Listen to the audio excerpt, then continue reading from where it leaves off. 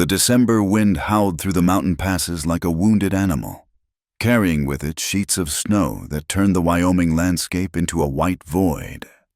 Clay Merrick pulled his coat tighter around his shoulders as his horse picked its way carefully along the frozen trail. The hunting trip had yielded nothing but frostbite and exhaustion. And now, with darkness settling over the Bighorn foothills, he wanted nothing more than to reach the warmth of the ranch house. The horse suddenly reared, nearly throwing him from the saddle. Clay gripped the reins, squinting through the swirling snow to see what had spooked the animal. There, half buried in a drift beside the trail, lay a dark shape that didn't belong to the wilderness. "Easy, boy," he murmured, dismounting carefully. His boots crunched through the fresh snow as he approached the form. His breath caught when he realized it was a woman. Her dark hair spread like spilled ink against the white ground. She wore only a thin dress, impractical for any season in these parts, let alone a Wyoming winter. Clay knelt beside her, pulling off his glove to check for a pulse. Her skin was ice cold, but beneath his fingers, he felt the faint flutter of life. Without hesitation, he shrugged off his heavy coat and wrapped it around her slight frame. She stirred slightly, her lips blue with cold, mumbling something he couldn't make out. "Can you hear me, miss?" He lifted her carefully, surprised at how light she felt in his arms. No response came except for a soft whimper. Clay knew he had minutes, not hours, to get her somewhere warm. He managed to lift her onto his horse, mounting behind her to keep her from falling.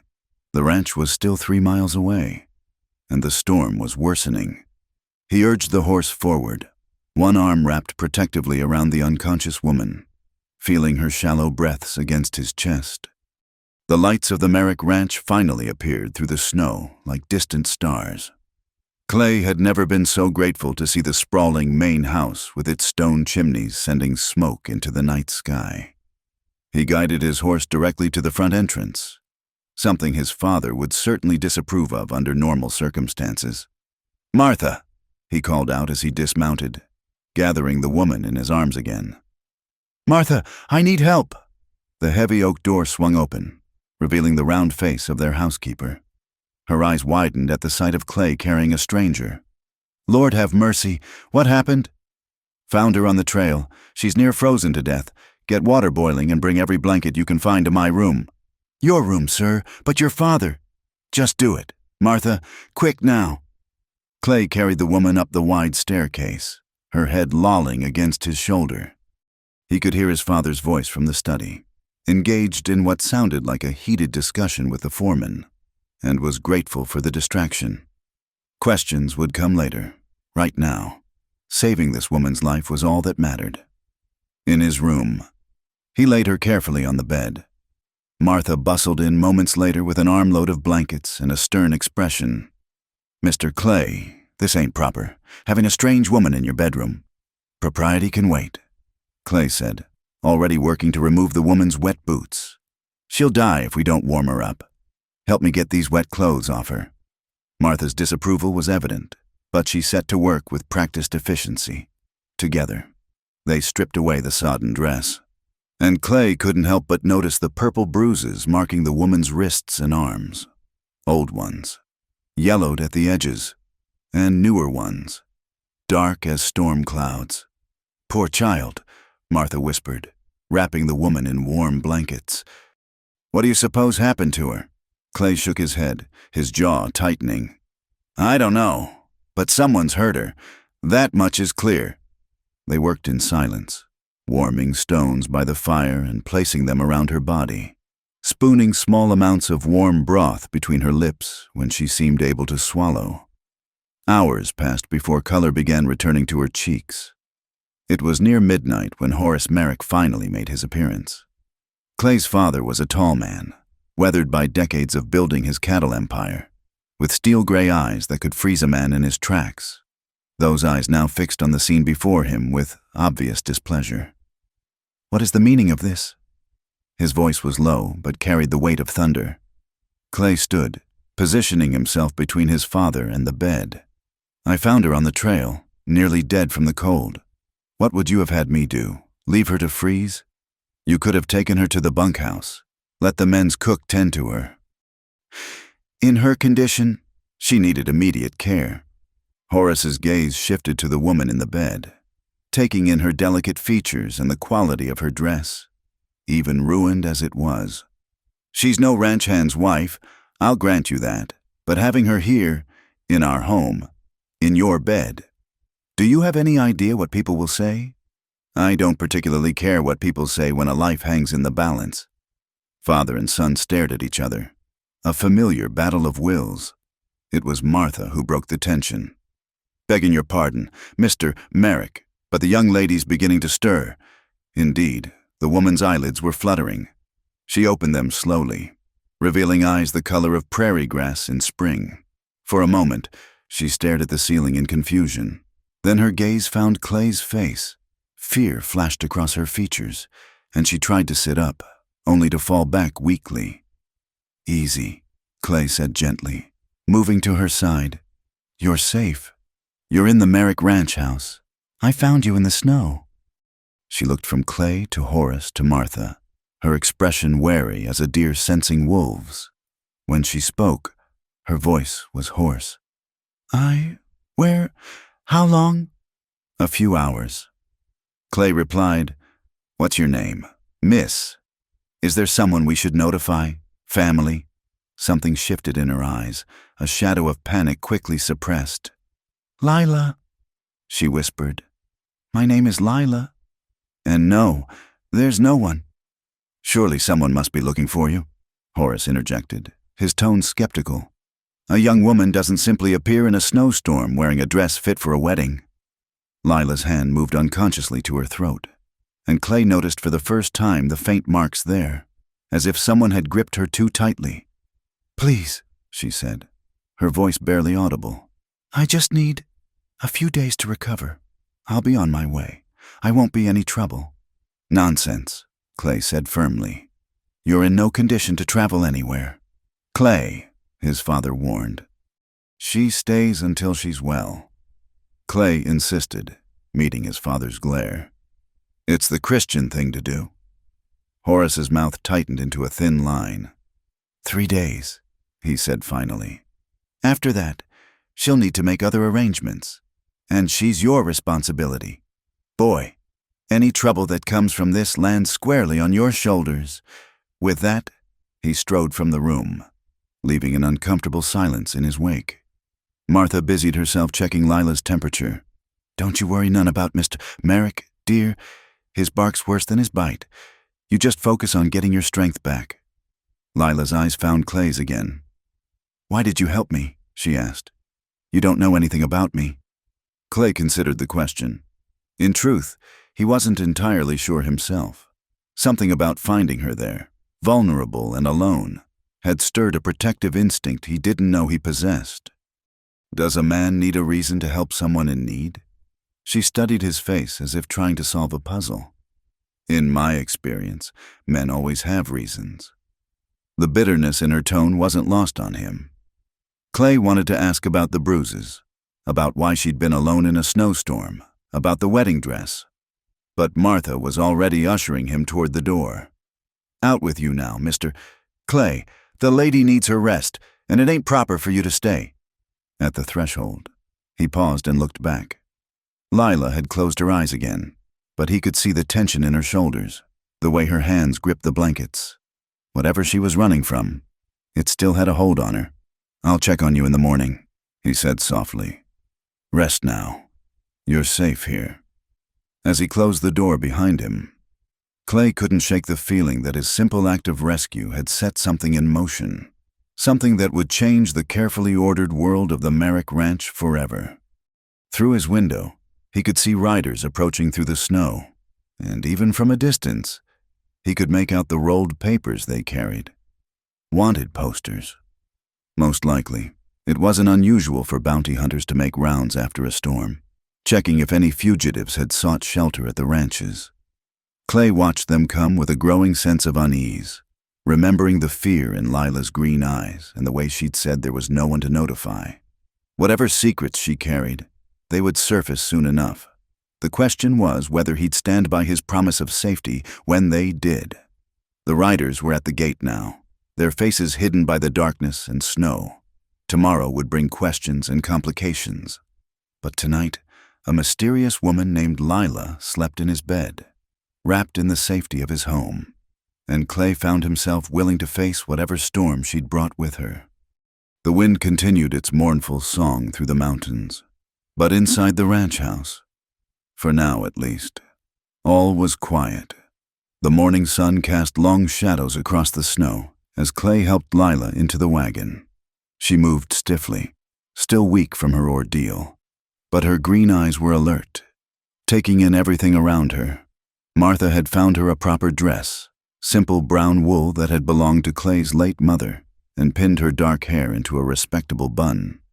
"You don't have to do this," Lila said quietly as Clay checked the horses' harnesses. "I could stay here, help Martha with the housework. You need supplies of your own." Clay replied, though in truth, he wanted to gauge the town's reaction to her presence. Better to know what they were facing. Besides, the fresh air will do you good. The ride to town took an hour through paths carved between snowdrifts. Lila sat beside him on the bench, her hands folded tightly in her lap.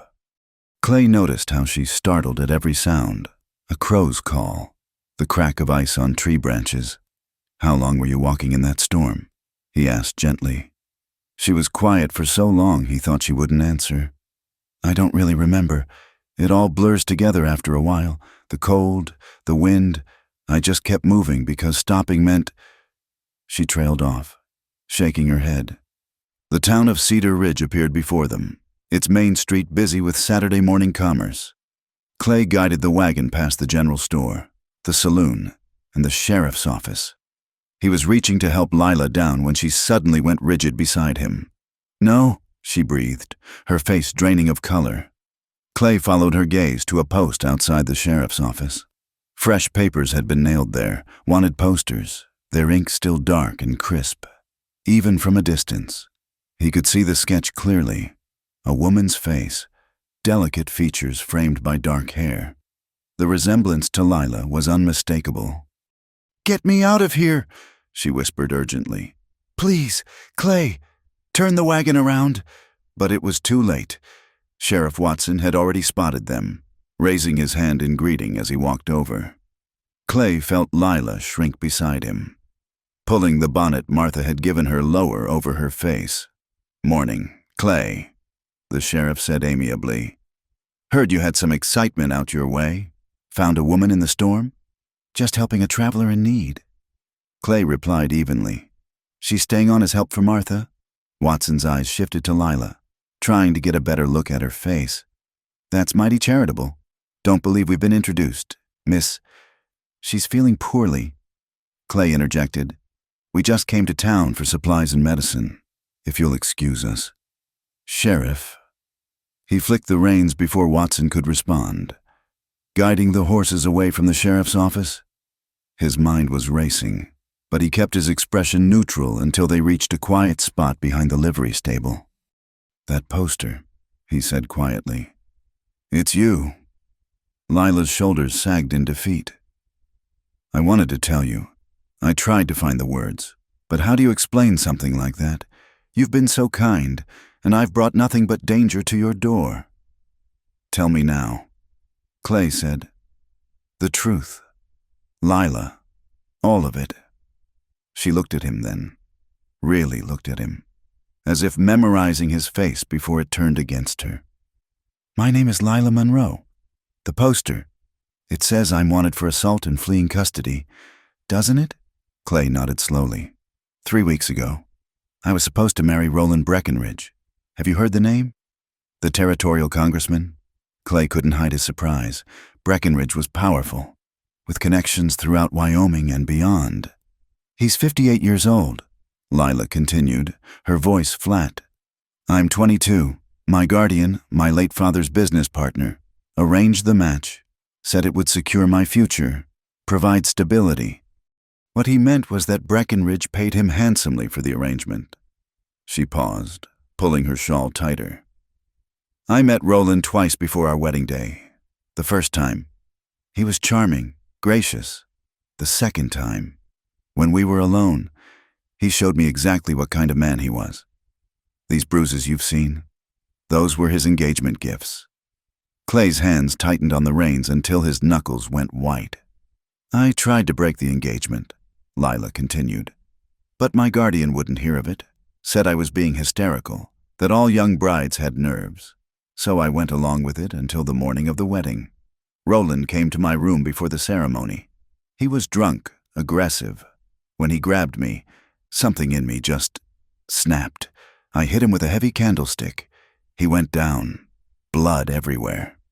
Good, Clay said fiercely, then caught himself.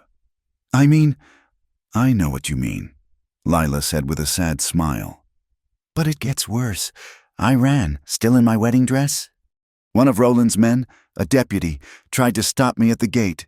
We struggled, and he fell down the stairs. I heard later that he broke his leg badly. That's the assault charge.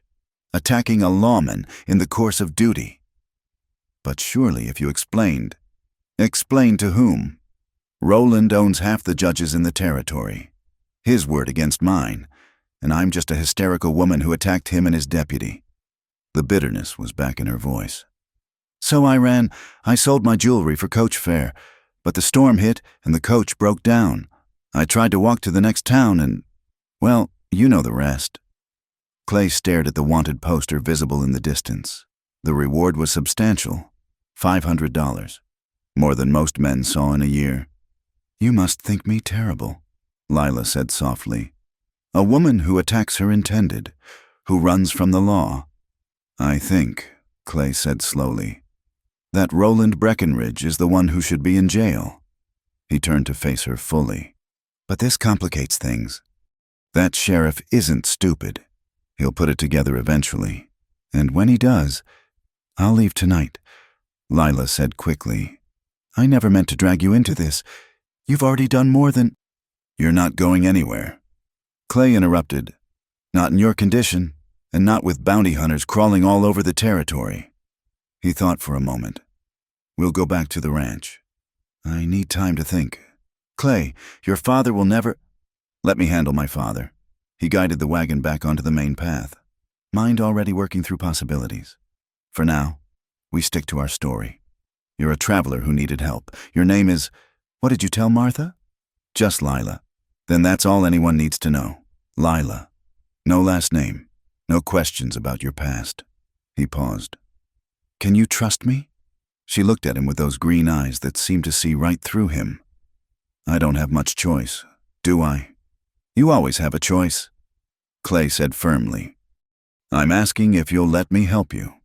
They were passing through town again, and Clay noticed how Lila kept her face carefully averted from curious onlookers.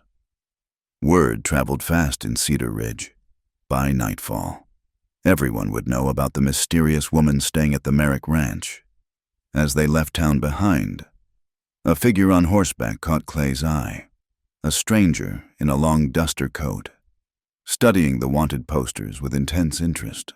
The man looked up as their wagon passed, his gaze lingering on Lila a moment too long. That night, after Lila had retired to the small room Martha had prepared for her near the kitchen, Clay found himself in his father's study, facing the inevitable confrontation. She's running from something, Horace said without preamble. Any fool can see that. She needed help? Clay replied. That's all that matters. Is it? His father leaned back in his leather chair. What happens when whatever she's running from catches up? You willing to risk everything we've built here for a woman you met 2 days ago? Clay thought of Lila's eyes when she'd told her story, the quiet dignity in her voice despite everything she'd endured. Yes, he said simply. Horace studied his son for a long moment. You're a damn fool, boy. Just like your mother, always taking in strays. He sighed heavily. What's her real name? Does it matter? It will when the law comes knocking. They stared at each other across the desk, decades of conflict and understanding passing between them. Finally, Horace waved his hand dismissively. Keep her out of sight, and Clay, whatever happens, it's on your head. Later that night, Clay couldn't sleep. He stood by his window, watching the moonlight on the snow.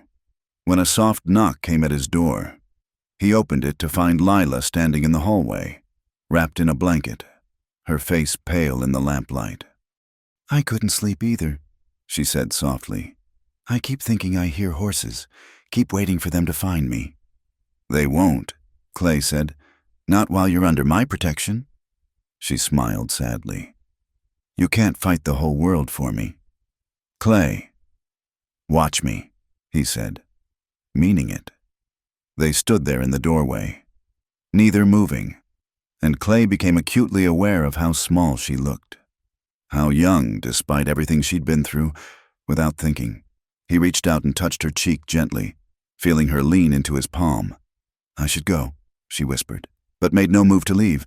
"Yes," he agreed, but found himself stepping closer instead. The kiss, when it came, was inevitable as sunrise, soft and desperate and full of promises neither of them could keep. When they finally pulled apart, Lila's eyes were bright with tears. "This can't happen," she said. "It's not fair to you." "Let me decide what's fair," Clay replied. She shook her head and stepped back, the blanket trailing behind her as she fled down the hallway. Clay watched her go, knowing she was right but unable to deny what was growing between them. In the distance, he could swear he heard the sound of approaching hoofbeats, but when he listened closer, there was only the wind. The breakfast table had never felt more like a battlefield. Horace Merrick sat at the head, his coffee growing cold as he fixed his son with a stare that could freeze hell over. Clay met his father's gaze steadily, though his jaw was tight with suppressed anger. "She was seen leaving your room at dawn," Horace said, each word clipped and precise. "Martha told me, though Lord knows the whole ranch probably knows by now." "Nothing improper happened," Clay said, though the memory of last night's kiss burned in his mind. "Don't lie to me, boy." Horace's fist hit the table, making the dishes jump. "I've given you latitude because of your mother's memory, but this, harboring a fugitive, carrying on with her under my roof, this ends now. Her name is Lila, and she's not a fugitive. She's a woman who defended herself against a man who would have destroyed her. Her name," Horace said coldly, "is Lila Monroe, and she's wanted for assaulting a congressman and a deputy. Yes, I know all about it. Did you think I wouldn't make inquiries?" Clay pushed back from the table. "Then you also know what kind of man Roland Breckenridge is. The stories about him are none of our concern," Horace roared. "She goes, Clay, today. I'll give her money for passage somewhere far from here, but she goes. No." The word hung between them like a drawn pistol. Father and son faced each other, decades of careful balance finally tipping toward open warfare. "Then you go with her," Horace said, his voice deadly quiet.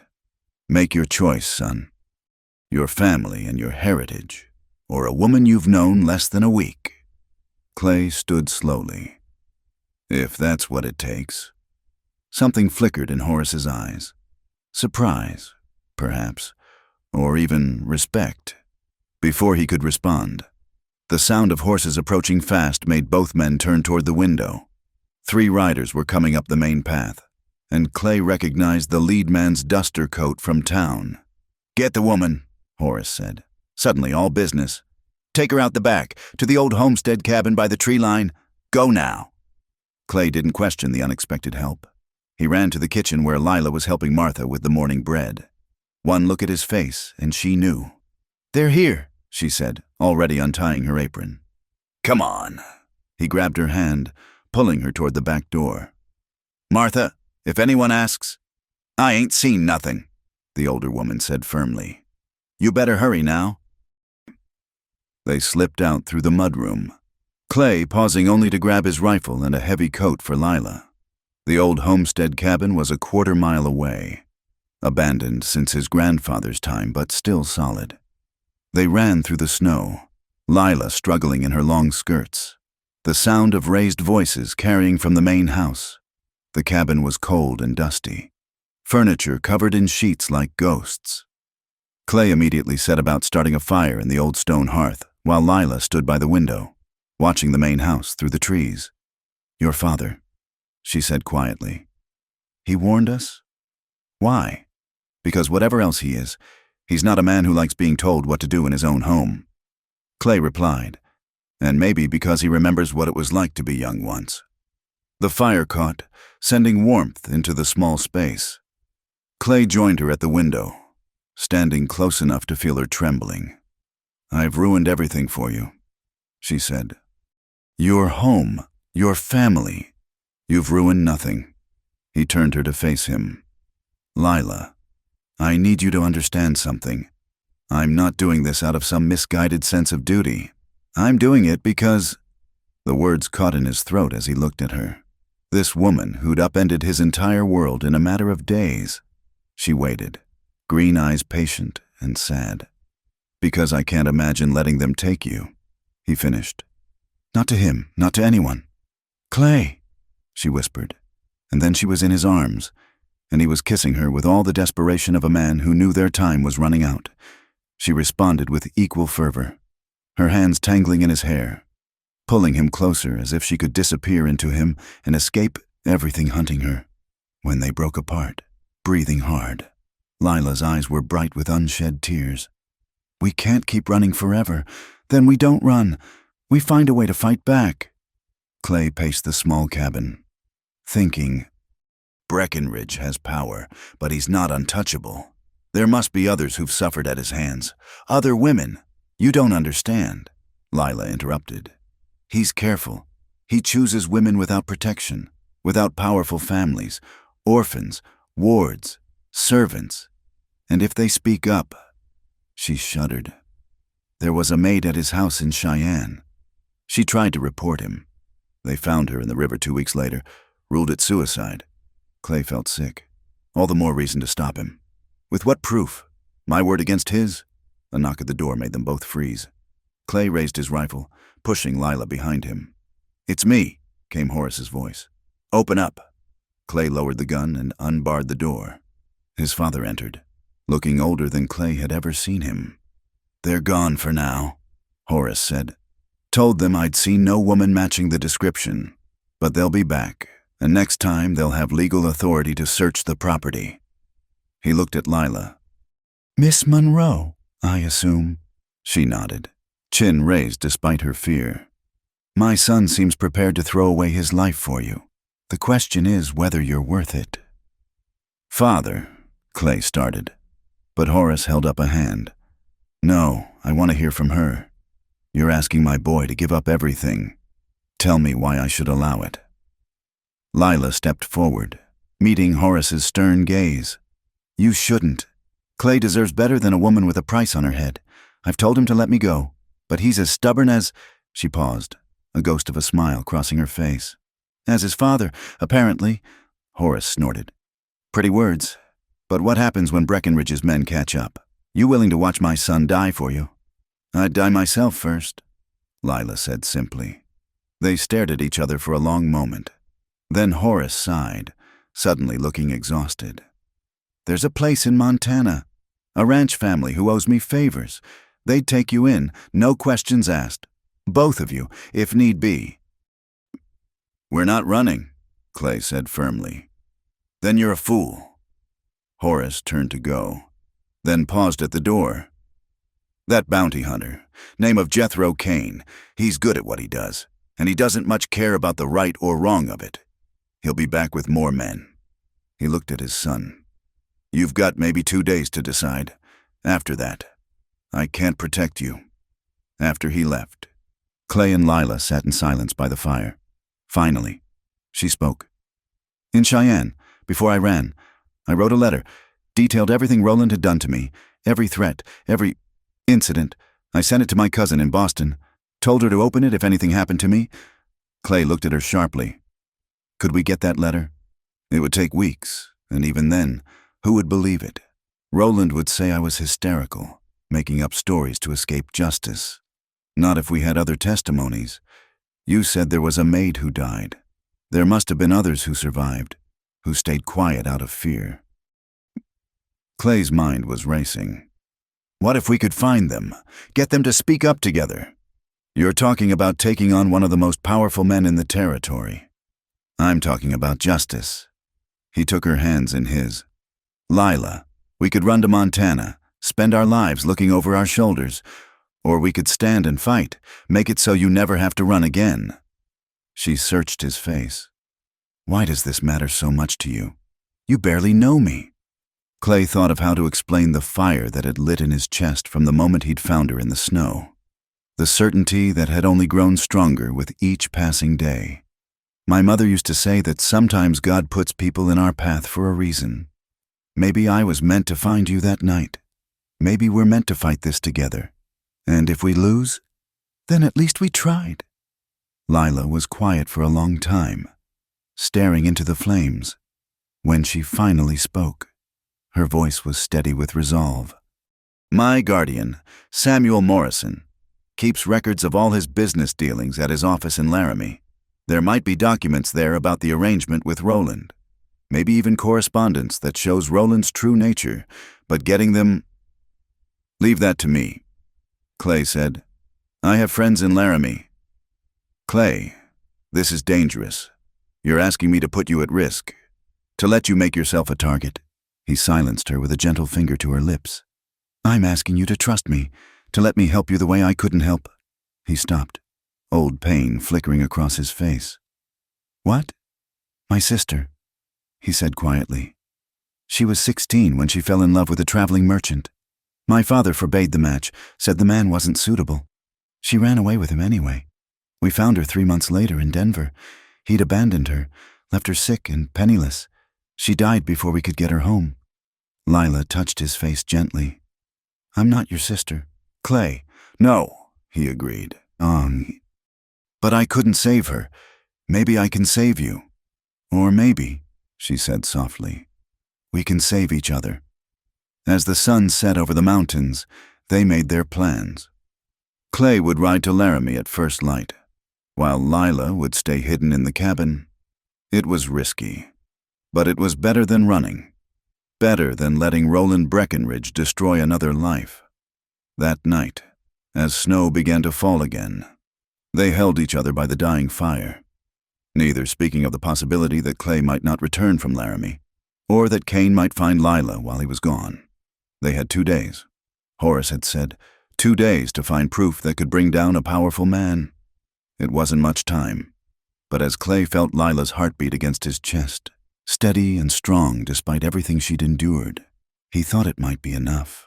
It had to be. The mountain pass stretched before them like a white corridor between walls of stone and ice. Clay had returned from Laramie with documents that proved Morrison's dealings with Breckenridge, but also with news that Kane and his men were closing in. Flight to Montana was their only option now, and they'd left in the pre-dawn darkness with only what they could carry. The storm hit them at midday, sudden and vicious. Within minutes, visibility dropped to mere feet, and the horses struggled against winds that seemed determined to push them off the narrow trail. Clay dismounted, leading his horse while keeping one hand on Lila's mount to guide her. There should be caves ahead, he shouted over the howling wind. Old mining cuts in the mountain. We need shelter. Lila nodded, too cold to speak, her face hidden deep in the hood of her coat. They pressed on, Clay relying on memory and instinct more than sight. Just when he feared they'd missed the caves entirely, a dark opening appeared in the rock face. The cave was deeper than Clay remembered, carved by prospectors who'd long since given up on finding silver in these hills. He led the horses as far inside as they would go, then helped Lila dismount. Her legs buckled, and he caught her, alarmed at how cold she felt even through layers of wool. I'm all right, she said through chattering teeth. Just need to warm up. Clay worked quickly, gathering the dry wood left by previous travelers and starting a fire near the cave mouth where the smoke could escape. As light flickered across the stone walls, he created a small camp, laying out blankets and checking their supplies. They had food for 3 days, maybe 4 if they were careful. Lila huddled near the fire, slowly unwrapping the scarves from around her face. In the firelight, she looked younger, vulnerable in a way that made Clay's chest tighten. He sat beside her, pulling her against him to share warmth. How long will the storm last? She asked. Could be hours, could be days. These mountain storms are unpredictable. He felt her shiver and held her tighter. We're safe here. Kane won't travel in this weather either. They sat in silence for a while, listening to the wind rage outside their shelter. Finally, Lila spoke, her voice barely audible. Clay, there's something I need to tell you, something that might change how you feel about us. He turned to look at her, seeing tears gathering in her eyes. Nothing could change that. You don't know. She pulled away slightly, wrapping her arms around herself. The things Roland did to me, one of them had consequences. A doctor in Cheyenne, one Roland trusted to be discreet. He told me, I can't have children. Clay, the damage was too severe. The words hung in the air between them. Clay saw the shame in her eyes, the expectation of rejection, and it broke his heart. Lila, you deserve to know, she continued, the words pouring out now. You're giving up everything for me, and I can't even give you a family. What kind of future is that for a man like you? You should have sons to carry on your name, daughters to— Stop. Clay took her face gently in his hands, making her look at him. Do you think that matters to me? Do you think I care about anything beyond keeping you safe and free? But your father, the ranch, can go to hell if it means I lose you. He brushed away her tears with his thumbs. Lila Monroe, I didn't rescue you from that snowbank just to lose you to your own doubts. Children or no children, you're what I want. You're all I want. She searched his face as if looking for the lie, but found only truth. With a sob, she collapsed against him, and he held her while she cried. For all she'd lost, for all she'd endured, for the future that had been stolen from her. When her tears finally slowed, Clay tilted her chin up and kissed her softly. We make our own future, he whispered against her lips. Whatever that looks like, she kissed him back, tentatively at first, then with growing passion. The cave, the storm, the danger pursuing them, all of it faded away until there was only the two of them, clinging to each other like shipwrecked survivors to driftwood.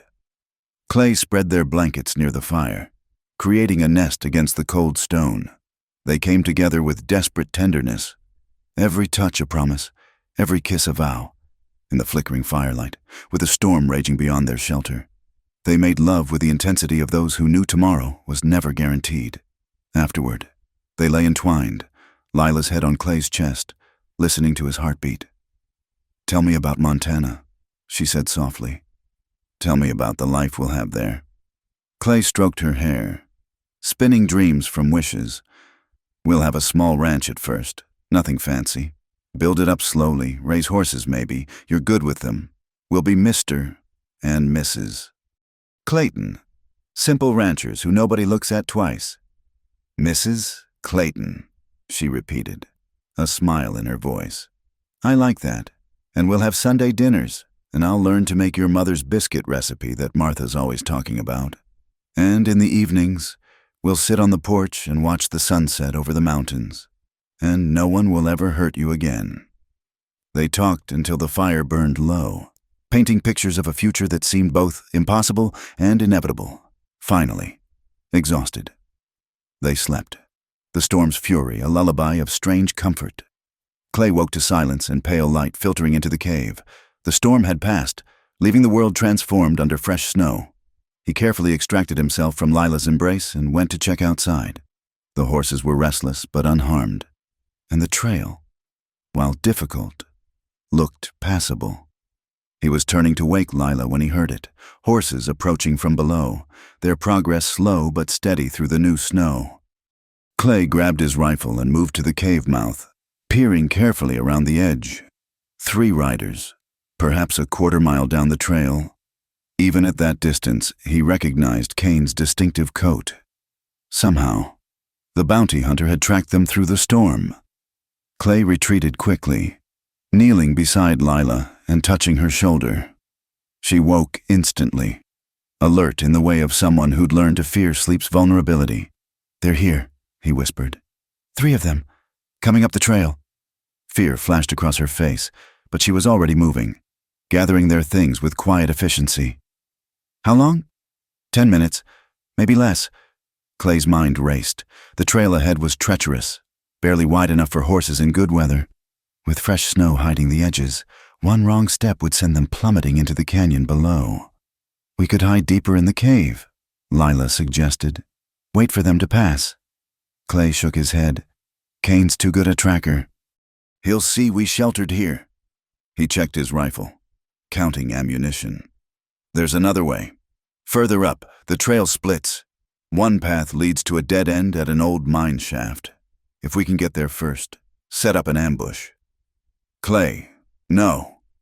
Lila gripped his arm. I won't let you kill for me. And I won't let them take you. He cupped her face. Trust me, I know these mountains. We can do this. They saddled the horses quickly, Clay wincing at how the sound echoed in the morning stillness. Every second counted now. He helped Lila mount, then swung up onto his own horse. Stay close. The trail gets narrow ahead. Whatever happens, don't stop.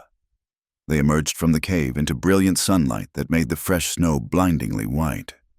Clay led the way, pushing as fast as he dared on the treacherous path. Behind them, he could hear shouts.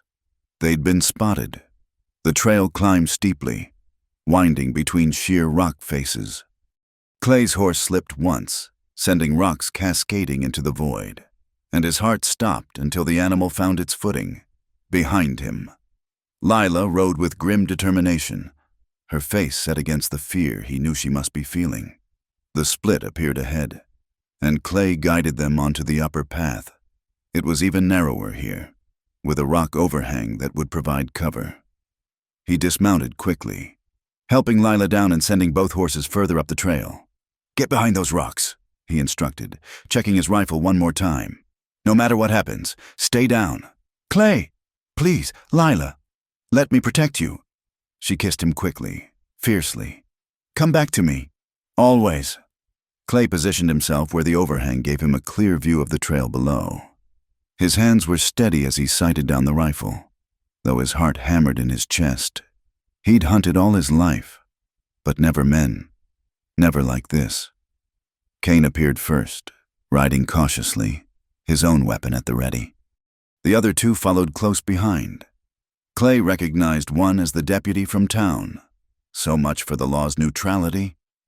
Monroe, Kane called out, his voice echoing off the canyon walls. We know you're up there. Come down peaceful-like, and nobody needs to get hurt. You got my word on that. Clay remained silent, watching as they drew closer to his position. Breckenridge just wants his bride back. Kane continued. Says he'll forgive everything if she comes willing. Hell of a generous offer, if you ask me. From her hiding spot, Clay heard Lila's sharp intake of breath. His finger tightened on the trigger. Last chance, folks. Don't make me come up there and... Clay's shot was precise, hitting the ground just in front of Kane's horse. The animal reared, nearly sending the bounty hunter over the edge. That's close enough, Clay called out. Turn around and ride away. This doesn't concern you anymore. Kane steadied his mount, a cold smile on his weathered face. Son, you just made this my personal concern. He gestured to his men. Take them. What happened next would replay in Clay's dreams for years to come. The deputy spurred forward, rifle raised. Clay's shot took him in the shoulder, spinning him from his saddle. The third man fired wildly, bullets sparking off the rocks near Clay's position. And Kane, quick as a snake, drew and fired in one smooth motion. Clay felt the bullet tear through his shoulder, the impact driving him back. His rifle clattered away as he fell, blood already soaking through his coat. He heard Lila scream his name, heard her scrambling across the rocks toward him. No, he gasped, trying to wave her back. Stay hidden. But she was already there, pulling the knife from her boot, the one she'd carried since fleeing Breckenridge. As Kane approached, confident in his victory, she rose from behind Clay like an avenging angel. The blade found its mark between the bounty hunter's ribs before he even saw her coming. Kane stumbled back, surprise replacing arrogance on his face. He looked down at the knife handle protruding from his side, then at Lila, standing over Clay with blood on her hands and murder in her eyes. "Nobody," she said, her voice steady as granite, "touches him." Cain fell to his knees, then toppled backward off the trail. His remaining man, seeing the odds had changed, turned his horse and fled back down the mountain. Lila dropped beside Clay, pressing her hands against his wound. "No, no, no, stay with me, please, Clay, stay with me." He tried to speak, to tell her it wasn't that bad, but darkness was creeping in from the edges of his vision. The last thing he saw was her face, fierce and beautiful and desperate, haloed by the morning sun. The journey back to the Merrick Ranch was a nightmare blur of snow and blood. Lila had managed to get Clay onto his horse, tying him to the saddle and leading both mounts down treacherous paths she barely remembered climbing. Every time he slumped forward, her heart seized with terror, but somehow she kept them moving, driven by desperation and the knowledge that stopping meant death. By the time the ranch buildings appeared through the snow, Clay was unconscious, his face gray with blood loss. Lila's voice was hoarse from calling his name, trying to keep him anchored to life. "Help!" she screamed as they entered the courtyard. "Someone help us!" Ranch hands came running, followed by Martha, whose face went white at the sight of Clay's bloodied form. But it was Horace Merrick who took charge, his stern features set in granite as he barked orders. "Get him inside. Samuel, ride for Doc Morrison. Tell him to come quick or there'll be hell to pay. Martha, boiling water and clean bandages. Move!" They carried Clay to his room, Lila refusing to let go of his hand even as they cut away his blood-soaked coat. The bullet had torn through his shoulder, missing the lung but leaving damage that made even the hardened ranch hands wince. "You," Horace said, turning to Lila with eyes like flint. "What happened?" "Cain found us," she said numbly. "Clay, he tried to protect me. He shot first, warned them off, but they kept coming. The bullet," her voice broke. "And Cain, dead." She met his gaze steadily. "I killed him." Something shifted in Horace's expression. Surprise, perhaps, or a grudging respect. "Get yourself cleaned up," he said gruffly. "You're no use to him covered in blood. I'm not leaving him. Girl, you'll do as I say in my house." But his tone had lost its edge. "Martha will bring you clean clothes. You can sit with him after the doctor's done his work." The next hours passed in a haze. Doc Morrison arrived, grim-faced and efficient, extracting the bullet and stitching the wound while Lila paced the hallway outside like a caged animal. Martha tried to get her to eat, to rest, but she wouldn't, until she could see Clay again. When finally allowed back in, she found Horace sitting beside his son's bed, looking older than she'd ever seen him. Clay lay still, bandages wrapped around his chest and shoulder, but his breathing was steady. "Doctor says he'll live," Horace said without looking at her. "Thanks to you getting him back here in time?" Lila sank into the chair on Clay's other side, taking his hand gently. "I'm sorry," she whispered. "This is all my fault. He never should have—" "Stop." Horace's voice was tired. "My boy made his choice, made it the minute he brought you into this house. I reckon Clay's always been like his mother that way, sees someone in trouble and can't help but throw himself into the fire for them." They sat in silence for a while, watching Clay's chest rise and fall. Finally, Horace spoke again. "The deputy that got shot made it back to town. He's telling everyone you murdered Cain in cold blood, that Clay was harboring a dangerous fugitive. Sheriff's forming a posse." Lila's stomach dropped. "I'll leave. Tonight. Draw them away from here." "You'll do no such thing." Horace stood, his decision made. "You saved my son's life. That makes you family, far as I'm concerned. We'll face whatever comes together." "Mr. Merrick." "Horace," he corrected. "And you'd best start thinking of yourself as a Merrick now. Girl, it's the only way we get through this." Over the next days, while Clay drifted in and out of consciousness, the ranch prepared for siege. Horace sent riders to neighboring spreads, calling in old debts and favors. Men arrived quietly, armed and ready. Veterans of range wars and Indian fights who understood loyalty above law. Lila barely left Clay's side, spooning broth between his lips when he could swallow, changing his bandages, talking to him constantly, about Montana, about the horses they'd raise, about anything that might anchor him to life. On the third night, his fever broke. Lila woke from an exhausted doze to find him watching her, his eyes clear for the first time since the shooting. "Lila," he whispered, voice rough. "I'm here."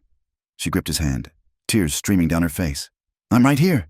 Kane, gone. You're safe. We're both safe." He tried to sit up, winced, and fell back. "The posse. Your father's handling it. Rest now." But Clay's eyes were troubled. "You stayed. After everything, you stayed. Where else would I go?" She smoothed his hair back from his forehead. "You're my home now. Clay Merrick. The only home I want." He pulled her down for a kiss, weak but achingly tender. "Marry me," he whispered against her lips. "Right now, before anything else can tear us apart." "Clay, you're delirious. The fever." "No fever." His good hand cupped her face. "I've never been more certain of anything. Marry me, Lila. Make it real. Make it so they can never take you away." She was crying again, but smiling through the tears. "Yes, yes, of course yes." Horace, when told, simply nodded. "About time. I'll send for Reverend Fuller. Man owes me enough to keep his mouth shut." The ceremony took place the next evening in Clay's room, with only Martha and Horace as witnesses. Clay, propped up in bed but alert, spoke his vows with fierce determination. Lila, wearing Martha's best Sunday dress, promised to love, honor, and cherish with her whole heart laid bare. "By the power vested in me," Reverend Fuller intoned, clearly nervous but determined to do right by the family that had supported his church for years. "I pronounce you man and wife." Their kiss was gentle, mindful of Clay's injuries, but no less binding for its tenderness. When they parted, Lila Monroe was gone, and in her place stood Lila Merrick, protected by name and law in ways she'd never been before. The posse arrived the next morning, 20 men strong, led by Sheriff Watson looking deeply uncomfortable.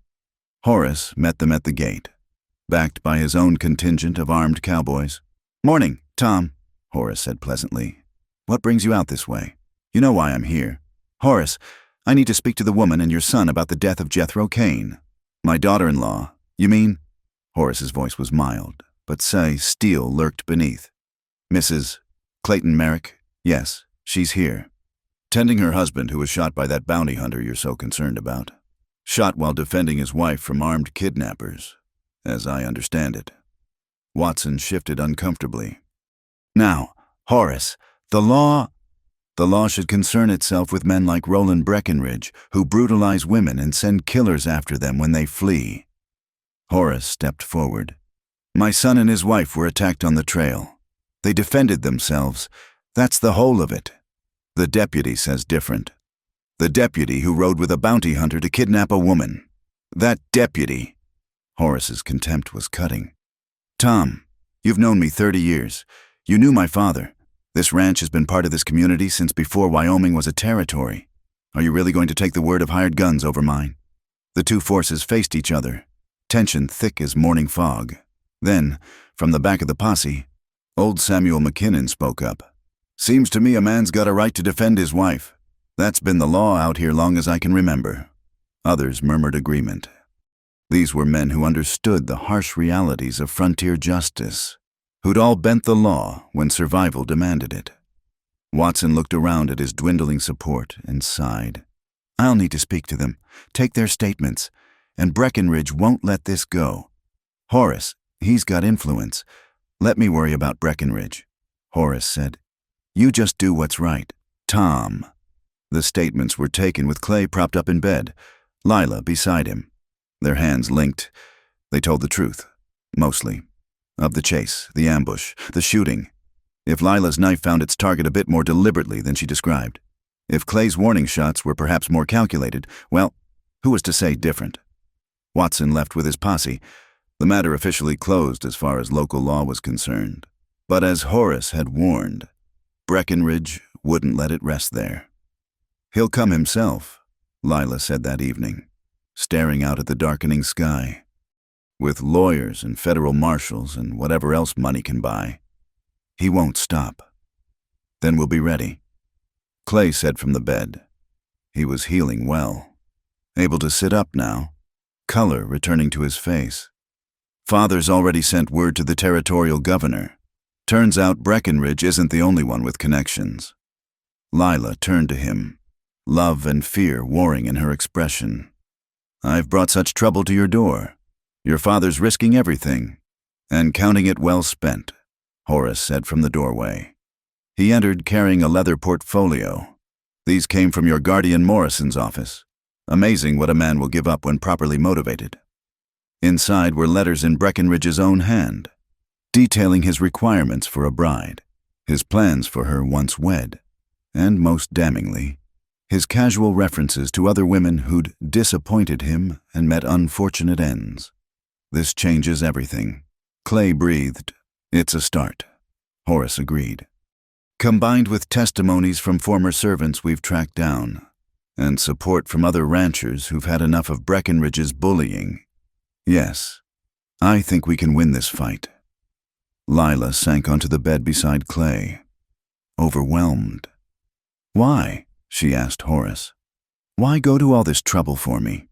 The older man was quiet for a moment. "You made my son willing to fight for something beyond himself," he said finally. "Willing to risk everything for what's right. That's the man I always hoped he'd become. How could I do less?" As the stars came out over the ranch, the three of them planned their campaign against Breckenridge. No longer a desperate defense, but an offensive to bring justice at last. It wouldn't be easy, but with the Merrick name behind her and Clay beside her, Lila finally believed they might succeed. The scared runaway bride was gone. In her place stood a woman ready to fight for the life she'd claimed, the love she'd found, and the future she'd almost lost in the Wyoming snow. The Cedar Ridge Courthouse had never seen such a crowd. Every seat was filled, with more people standing along the walls and spilling out onto the street. Word of the hearing had spread across the territory. The runaway bride who'd killed a bounty hunter would face justice, or so Roland Breckenridge had promised. Lila sat at the defendant's table, her hands folded calmly despite the churning in her stomach. She wore a simple gray dress that Martha had sewn for her hair pinned severely back. Beside her, Clay sat rigid with tension, his shoulders still bound, but his presence a solid comfort. Behind them, Horace commanded the first row like a general surveying a battlefield. Across the aisle, Roland Breckenridge held court among his lawyers and political allies. At 58, he remained an imposing figure, silver-haired, immaculately dressed, with the confident bearing of a man who'd never been denied anything he wanted. His eyes, when they found Lila, held a possessive fury that made her skin crawl. Judge Harrison called the proceedings to order. He was from Cheyenne, supposedly neutral, though everyone knew Breckenridge had contributed generously to his last campaign. "This hearing will determine whether Mrs. Lila Merrick should be bound over for trial in the death of Jethro Kane," the judge intoned. "Mr. Breckenridge has asked to address the court as an interested party." The prosecutor, a nervous young man named Daniels, stood. "Your Honor, we call Miss Lila Monroe to testify." "Mrs. Merrick," Clay said firmly, his voice carrying through the room. "The marriage's validity is in question." Daniels stammered. "Given that Miss Monroe was fleeing lawful custody—" "My client was never in custody," interrupted Thomas Garrett, the lawyer Horace had brought from Denver. "She was a free woman who chose to leave an engagement. Last I checked, that wasn't a crime in Wyoming territory. She assaulted Mr. Breckenridge and a deputy, allegedly," Garrett corrected. "And we're prepared to demonstrate those allegations are not only false, but part of a pattern of intimidation by Mr. Breckenridge." The judge's gavel cracked. "Enough, Mrs. Merrick. Please take the stand." Lila rose, smoothing her skirts with steady hands. She'd been preparing for this moment, coached by Garrett but ultimately relying on her own truth. As she placed her hand on the Bible, she caught sight of familiar faces in the crowd. Women who'd worked in Breckenridge's house. Men who'd lost daughters and sisters to his appetites. They'd come forward after Horace spread word, drawn by the promise that someone was finally standing up to the untouchable politician. "State your name for the record." Daniels began. "Lila Marie Merrick." "Your maiden name was Monroe?" "Yes." "And you were engaged to Mr. Roland Breckenridge?" Lila lifted her chin. "I was contracted to him by my guardian. I never consented to the arrangement." A murmur ran through the crowd. Breckenridge's face darkened, but his lawyer placed a restraining hand on his arm. "On the morning of November 15th, did you strike Mr. Breckenridge?" "I defended myself when he tried to force himself on me," Lila said clearly. "He came to my room intoxicated and attempted to claim what he called his marital rights before we were wed. When I refused, he became violent." "Lies!" Breckenridge shot to his feet. "Your Honor, this woman is clearly disturbed." "Sit down, Mr. Breckenridge," Judge Harrison warned. Daniels continued, clearly flustered. "And the deputy? Did you assault Deputy Morris?" "Deputy Morris was in Mr. Breckenridge's private employ." Lila replied. "He tried to physically prevent me from leaving. In the struggle, he fell. I never intended to harm him." "But you did intend to harm Jethro Kane." The courtroom fell silent. Lila met the prosecutor's gaze steadily. "Kane shot my husband. He and his men ambushed us on a mountain trail. So yes, when he approached to finish what he'd started, I defended us. I defended my husband's life with the only weapon I had. You stabbed a man in cold blood. I stopped a killer from murdering the man I love." Her voice rang with conviction. "And I would do it again." The crowd stirred, some nodding approval, others whispering shock at her boldness. Judge Harrison called for order. Garrett rose for cross-examination. "Mrs. Merrick, can you describe your relationship with Mr. Breckenridge before the engagement?" "I'd never met him until my guardian announced the arrangement. I was told I had no choice in the matter." "And after you met him?" Lila's hands tightened slightly. "The first meeting was cordial. The second, when we were alone, he made clear what he expected from a wife. Absolute obedience. Absolute submission. He showed me the room where I would be. Disciplined if I disappointed him." Gasps echoed through the courtroom. Several women in the gallery began crying quietly. "Did he hurt you?" "Yes, he wanted to ensure I understood my position. The bruises were meant as a reminder." Garrett moved to the evidence table, lifting a portfolio. "Your Honor, we'd like to submit these letters, written by Mr. Breckenridge to Samuel Morrison regarding the arrangement. I'll read a relevant excerpt. The girl seems spirited, which suits my purposes. I've found the spirited ones provide more satisfaction in the breaking. Objection." Breckenridge's lawyer leaped up. "Those are private correspondence obtained legally from Mr. Morrison's office." Garrett countered. "They speak directly to Mr. Breckenridge's intentions and character." Judge Harrison looked deeply uncomfortable, but nodded. "I'll allow it." As Garrett continued reading increasingly damning passages, the mood in the courtroom shifted palpably. Even some of Breckenridge's allies looked disturbed. "We also have sworn affidavits," Garrett continued, "from 6 women who worked in Mr. Breckenridge's household over the past decade. Each described similar patterns of abuse, intimidation, and in 2 cases, suspicious deaths ruled as accidents." "This is character assassination," Breckenridge roared. "This is the truth, finally coming to light," Horace said, standing slowly. His presence commanded attention, the respected rancher whose word carried weight. "Your Honor, I've known Tom Watson, our sheriff, for 30 years. He'll tell you himself. Kane came to our land hunting Mrs. Merrick like an animal. My son tried to warn them off. They responded with bullets." Sheriff Watson, looking miserable but resolved, stood from his seat. "It's true, Your Honor. The deputy who rode with Kane admitted they were there to take Mrs. Merrick by force. Breckenridge had promised them a bonus for bringing her back." The courtroom erupted. Judge Harrison hammered his gavel repeatedly, threatening to clear the room. When order finally returned, Lila had retaken her seat beside Clay, who gripped her hand tightly. "Your Honor," Garrett said, "we move for immediate dismissal of all charges against Mrs. Merrick.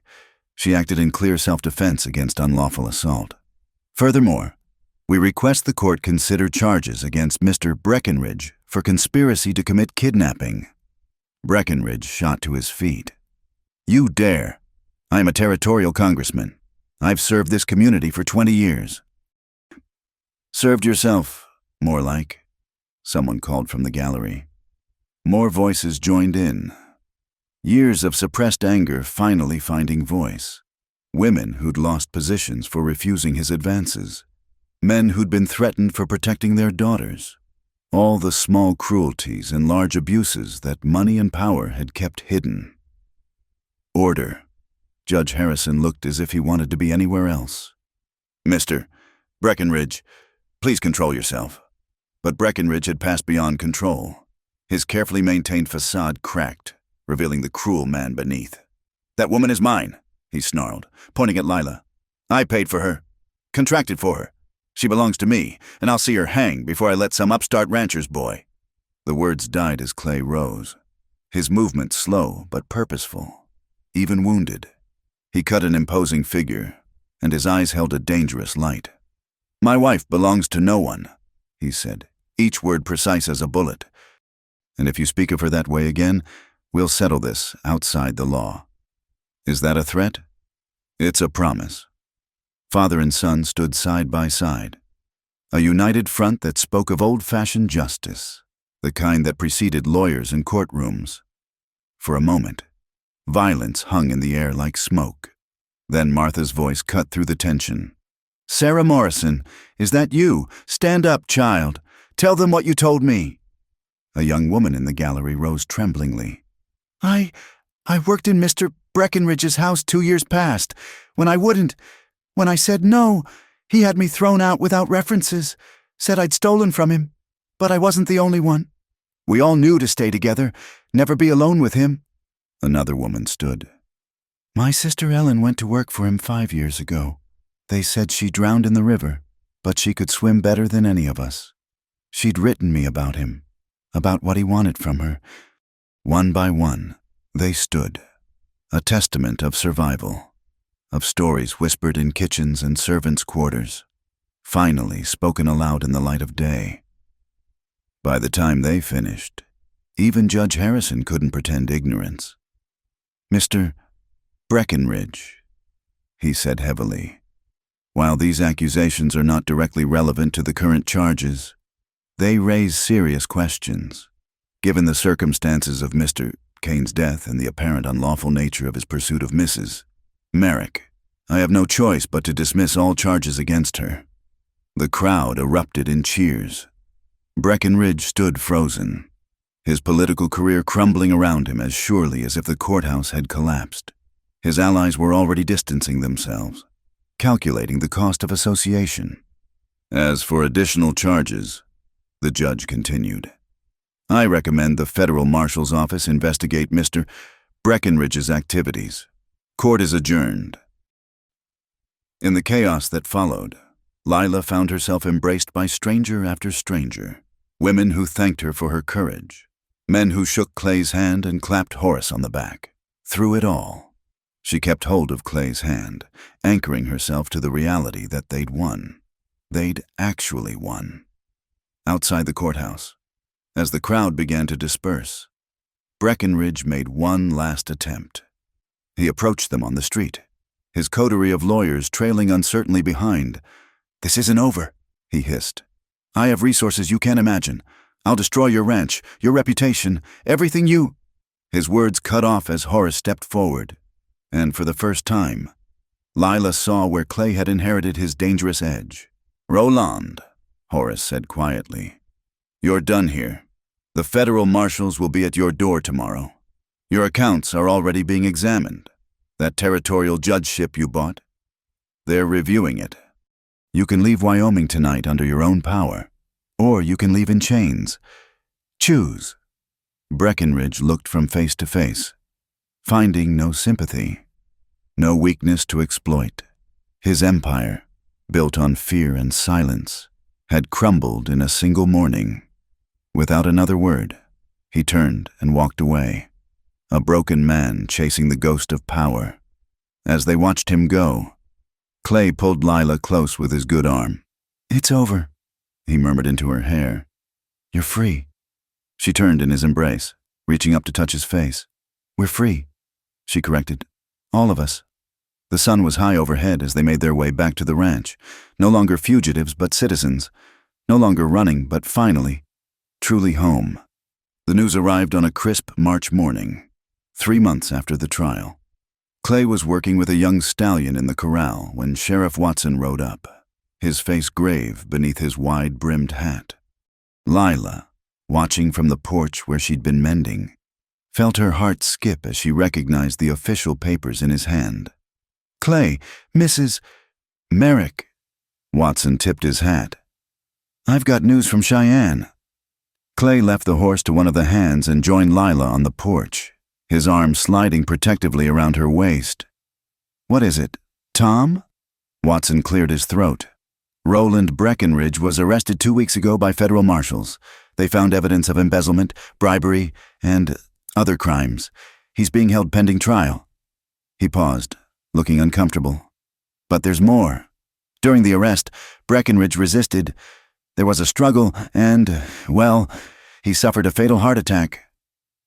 Lila felt the tension leave her body so suddenly that Clay had to steady her. "He's dead." "Yes, ma'am. I thought you should hear it from me rather than through gossip." Watson handed Clay the official documents.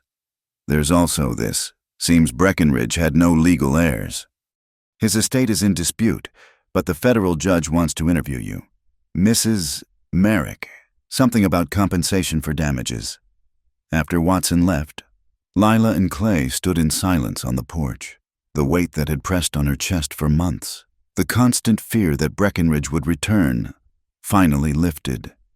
"It's really over," she whispered. Clay turned her to face him.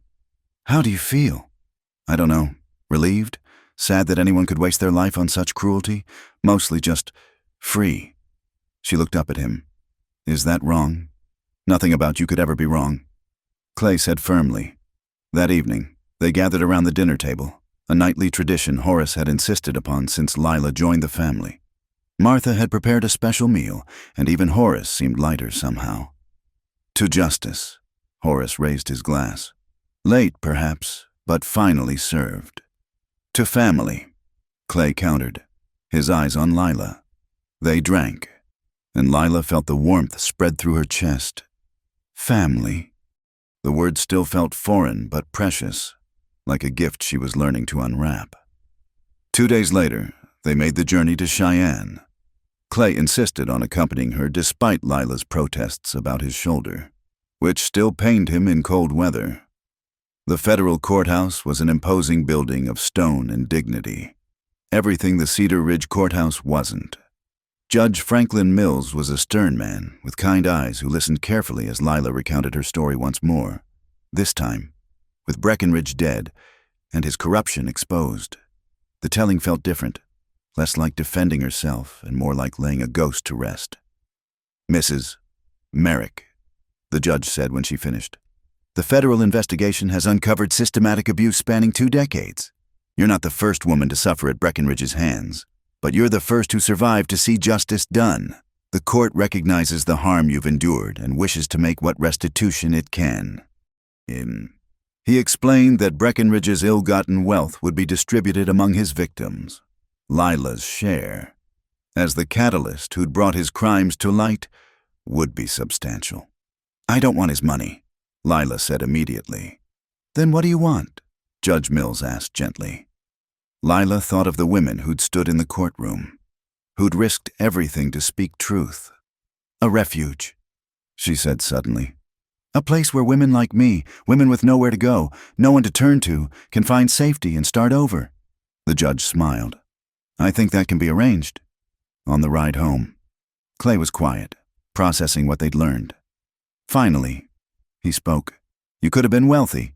That money could have bought you anything. I have everything I want, Lila replied. But those women, the ones who'll come after, they need hope more than I need wealth. Clay pulled the horses to a stop and kissed her thoroughly, right there on the main road. Have I told you today that I love you? Only 3 times, she laughed. You're falling behind. They arrived home to find the ranch in uproar. One of the mares had gone into labor early, and it wasn't going well. Clay immediately took charge, his gentle hands and calm voice soothing the frightened animal. Lila watched him work, marveling at the competence and compassion that had first drawn her to him. Hours later, a healthy foal stood on wobbly legs, and the mare nickered softly in maternal pride. Clay was exhausted but grinning, covered in hay and other less pleasant things. You're a mess, Lila informed him. And you're beautiful, he countered, pulling her into his arms despite her protests about his state. Clay Merrick, don't you dare! But her scolding dissolved into laughter as he spun her around, and then into something softer as he set her down and kissed her properly. That night, as they lay together in their bed, still a wonder to Lila, this casual intimacy, she told him about her decision regarding Breckenridge's money. A refuge? Clay considered. We have that old homestead cabin. With some work, we could add to it, make it livable for several people. You wouldn't mind having strangers on the ranch? They wouldn't be strangers to you, Clay pointed out. And this place could use more life in it. Father's been talking about expanding anyway. And so plans began to take shape. Horace, surprisingly, was the most enthusiastic supporter. About time this ranch served a purpose beyond cattle, he declared. Your mother would have loved this idea. Clay. Spring arrived with its usual mixture of mud and promise. The homestead cabin was transformed into a proper house, with a kitchen garden and small barn. Martha recruited her nieces to help run it, and word spread quietly through the territory. There was a place now, a safe place, for women who needed to disappear for a while. The first resident arrived in April, a young woman with a black eye and trembling hands. Lila welcomed her personally, remembering her own desperate flight through the snow. Within a month, 3 more had joined her, and the little house rang with tentative laughter and shared meals. Clay found Lila one evening sitting by the creek that ran behind the main house, her feet bare in the cold water. Penny for your thoughts. She smiled up at him. I was thinking about circles, how I ran from one prison only to create a sanctuary, how the worst thing that happened to me led to the best thing. She touched her abdomen gently, and how life keeps surprising us. Clay froze. Lila, are you? The doctor confirmed it yesterday. He says it's a miracle, given what happened before, but... She took his hand and placed it on her still flat stomach. We're going to have a baby. Clay. He stared at her, then at his hand, then back at her face. But you said, the doctor in Cheyenne said, he was wrong. Tears spilled down her cheeks, but she was smiling. Or maybe surviving, maybe healing, maybe being loved. Maybe it changed something. I don't know. I just know it's real. Clay dropped to his knees beside her, pulling her into his arms. They stayed there by the creek, holding each other and their impossible miracle, as the sun set behind the mountains. News of Lila's pregnancy spread quickly through the ranch. Horace's reaction was typically gruff. About time I got a grandchild. But Lila caught him whittling what looked suspiciously like a toy horse when he thought no one was watching. Martha fussed and planned, declaring the house needed a proper nursery. One evening, as spring turned toward summer, Lila stood on the porch watching the sunset. The refuge house was visible in the distance, smoke rising peacefully from its chimney. In the corral, Clay worked with the horses, his movements sure and graceful. Inside, she could hear Horace and Martha arguing companionably about dinner. A year ago, she'd been running through a blizzard, certain she would die alone and unmourned.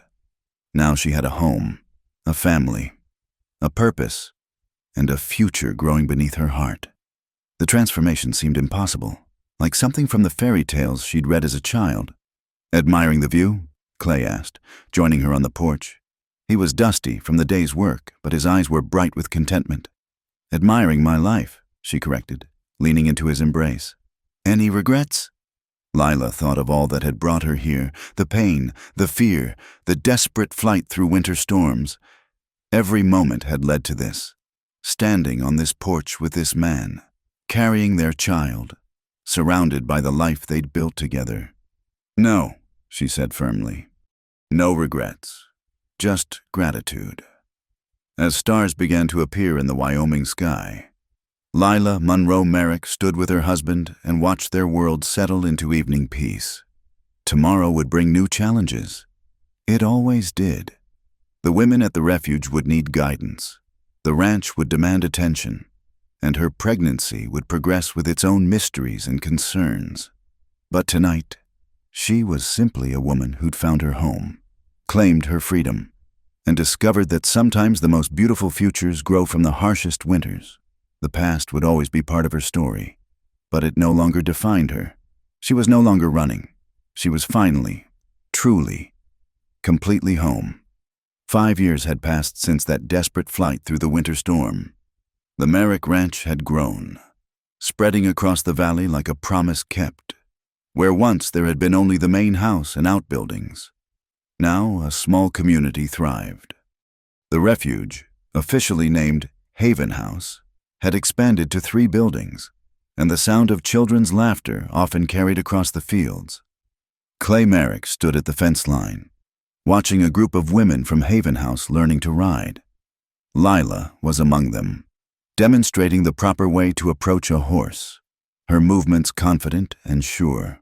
At 4 years old, their daughter Emma clung to her mother's skirts, her dark hair catching the morning sun.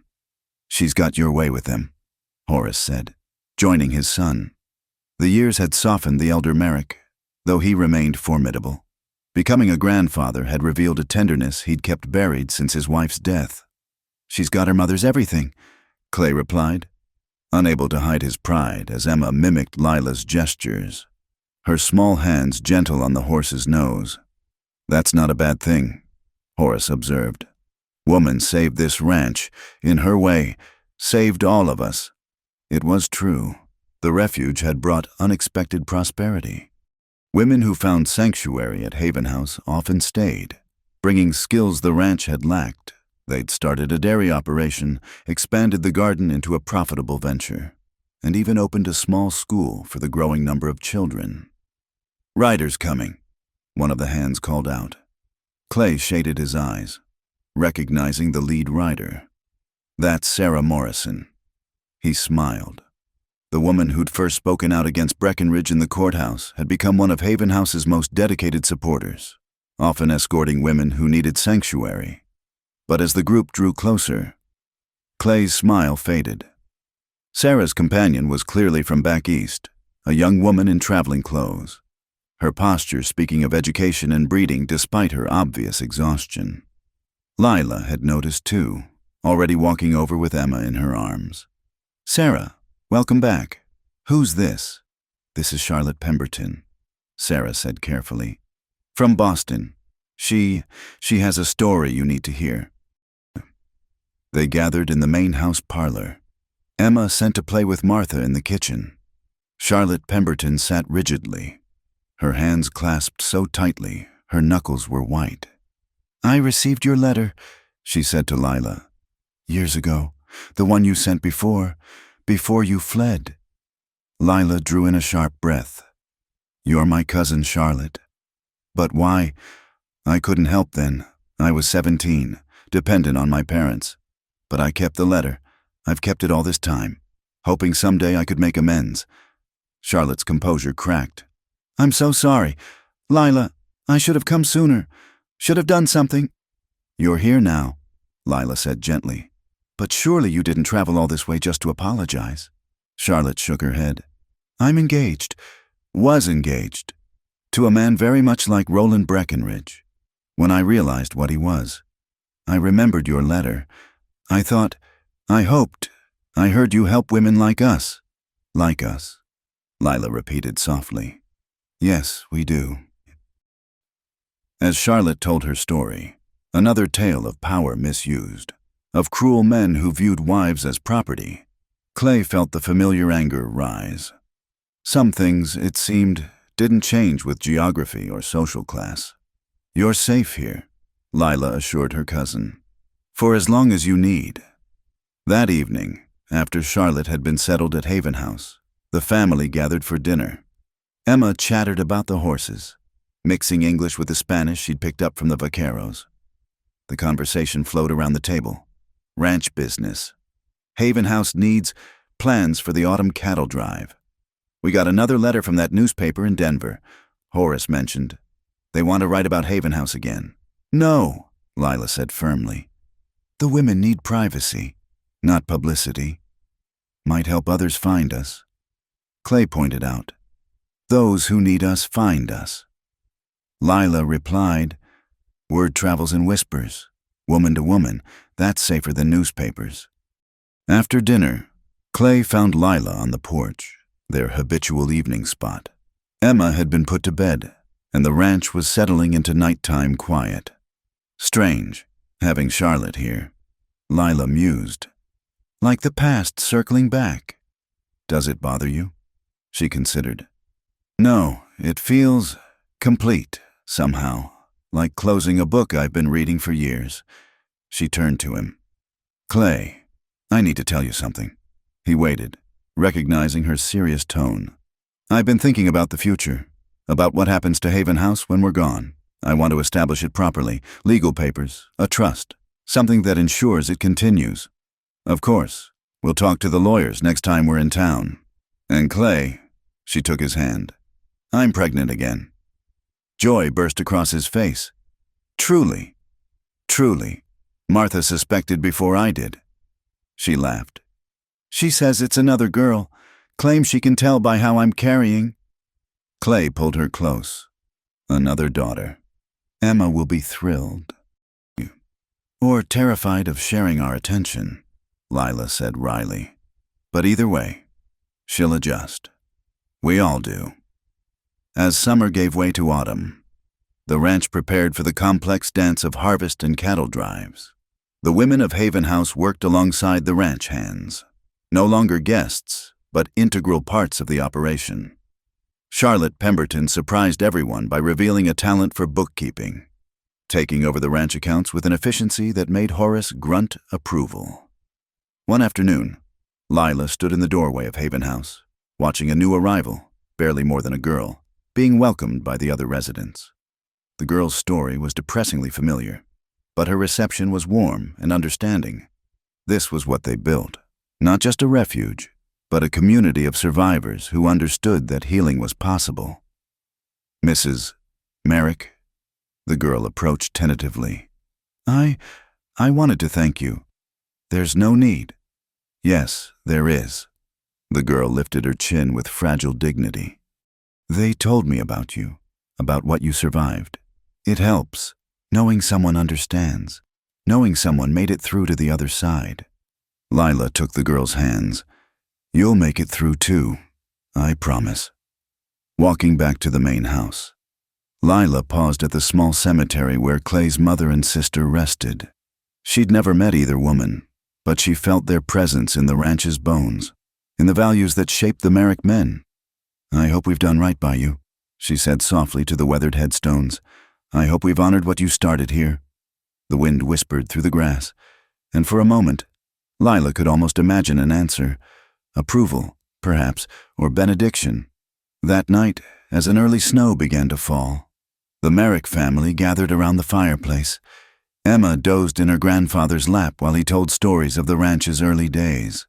Charlotte sat with them, no longer stiff with fear, but relaxed into the safety of belonging.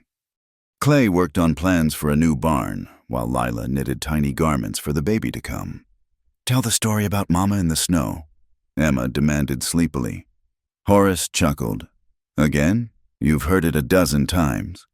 "Please, Grandpa." And so he told it, the story that had become family legend. How Clay had found Lila in a blizzard, nearly frozen. How he'd brought her home. How she'd transformed their lives and the lives of so many others. With each telling, The story grew, not in false embellishment, but in meaning, becoming the foundation myth of the community they'd built. "And they lived happily ever after?"